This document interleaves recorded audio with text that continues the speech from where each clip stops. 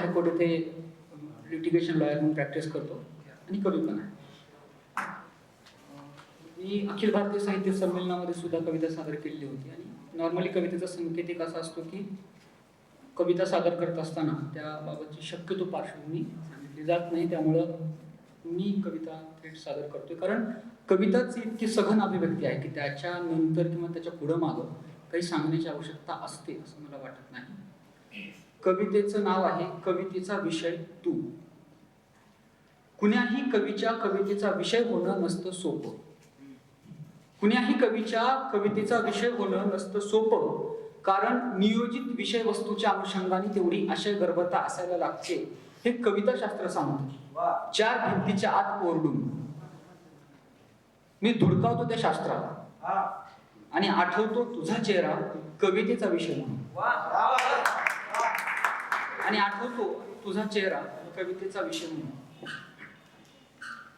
तेव्हा मला सुचते कविता, तेव्हा मला सुचते कविता चहू बाजूनी चार दिशा आणि चार उपदिशांनी. तेव्हा मला सुचते कविता चहू बाजूनी चार दिशा आणि चार उपदिशांनी. तेव्हा हे शब्दाचं साचले पण दूर व्हावं म्हणून मी लिहित जातो, मांडत जातो, बोलत जातो. तरीही तुझा चेहरा संपत नाही, तरीही तुझा चेहरा संपत नाही. या बेगडी दुनियेला पुरून उरतो, माझ्या अंतप्रेरणेला साथ घालतो.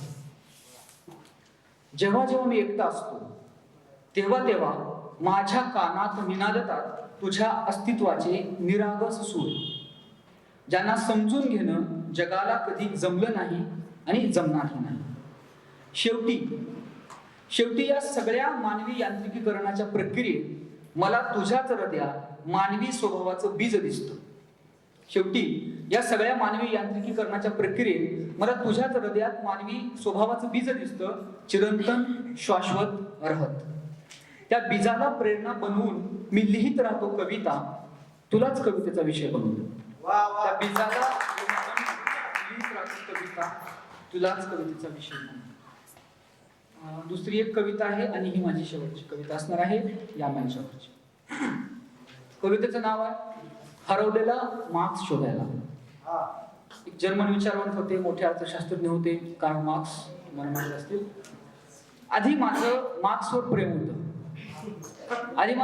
प्रेम होतं, साधं सरळ सोपं लव्ह ॲट फर्स्ट साईटच्या प्रकारात.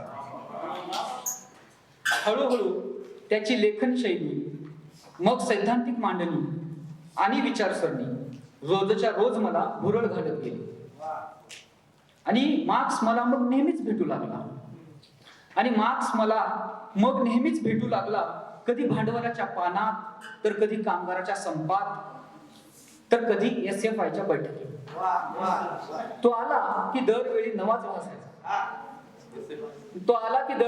भासायचा, आपली भरदार दाढी कुरवाळ मिश्किल हसायचा. त्या किचकट मांडणी करणाऱ्या लोकांकडे पाहून खुलकन बसायचा आणि हळूच उठूनही जायचा. डाव्यांची सैद्धांतिक मांडणी बरेचदा तरुणांना बोर करणारी असते. तर किचकट मांडणी करणाऱ्या लोकांकडे पाहून खुलकन बसायचा आणि हळूच उठूनही जायचा. त्या बकाल कामगारांच्या वस्तीत बेमालूमपणे मिसळायचा. त्या दिवशी मलाही कंटाळा आला. घमघमाटाने भरलेल्या डाव्यांच्या बैठकीचा मी त्याग केला आणि हळूच मागोमाग निघालो मार्क्सच्या. तो जाईल तिकडे वळणावळणाने, चढ उताराने, अंतरांतराने. त्यातल्याच एका टप्प्यावर मार्क्स थांबला. मागे वळून माझ्याकडे पाहत विश्वासाचा हसला आणि लुप्त झाला.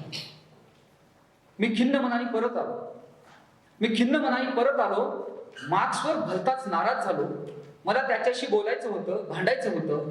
मानव मुक्तीचं त्यानं बघितलेलं स्वप्न त्याच्याच डोळ्यांनी पाहायचं होतं. मी परत आलो आणि त्या दिवसापासून हळूहळू माझं मार्क्सवरचं प्रेम कमी होत गेलं.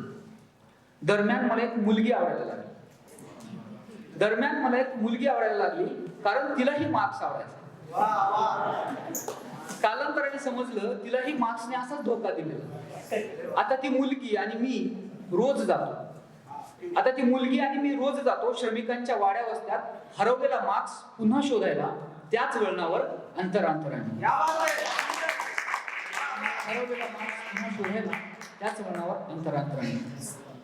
शेवटी जाता जाता रोहिणी प्रकाशनाचे आणि त्यांची जी सगळी सहकारी टीम आहे त्यांचे मी खूप खूप आभार मानतो आणि प्रेक्षकांचे आभार मानतो आणि विशेष करून तो माझा कॉम्रेड मित्र ज्याने मला कविता सादर करत असताना उत्साह दिला त्याचेही मी खूप आभार मानतो. लाल सलाम कॉम्रेड.